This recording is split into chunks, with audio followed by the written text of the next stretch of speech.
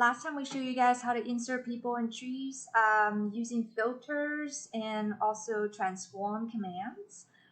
So in this video, I kind of want to show you what your final perspective might look like. So there's some minor tweaking that we can do to make it look better, and we can also insert shadows for in what's in the background and what's in the foreground, and you can see how there are these different layers of shadows that I added.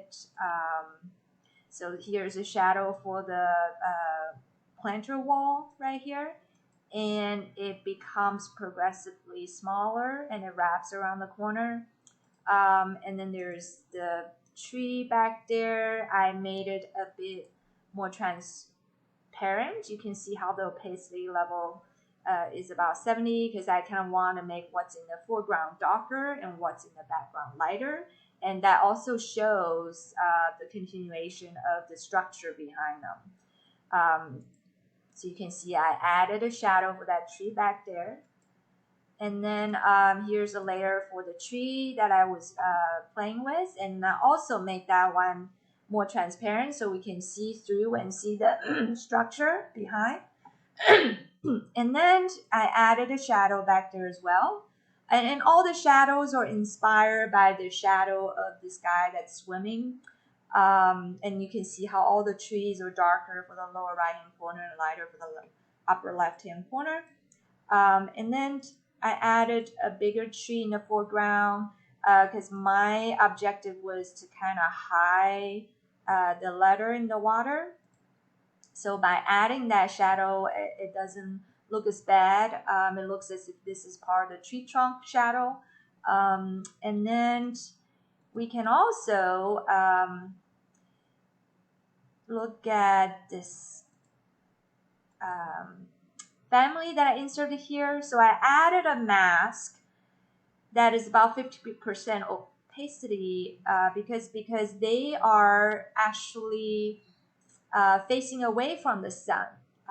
So I also added this layer right here. You can right click on anything you want to see to find out which layer it's on. You can see how I added a little bit of a darker tone to the wall on that side, just to show how the light is coming through from here.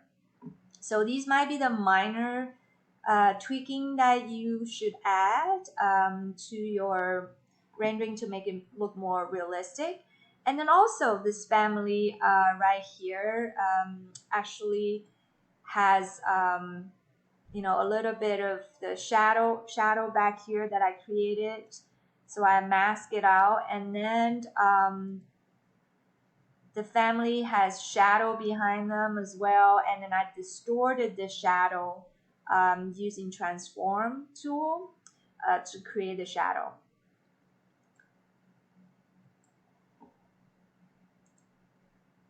So the line work, when we eliminate the line work, we can start seeing kind of this white line showing up for our features, and these look like the sims between the panels. So these are the little finishing touches that you can add to your perspective.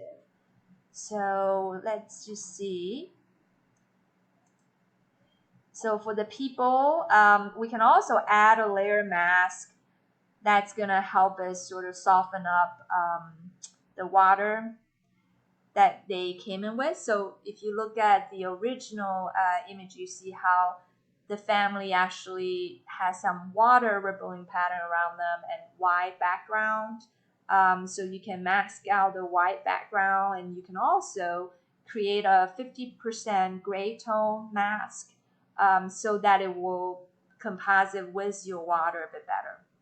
So once you've done all this, you can kind of see if you like this one better or if you like the water texture that you had before better. So you can turn off the water from the pool image and use your texture or not.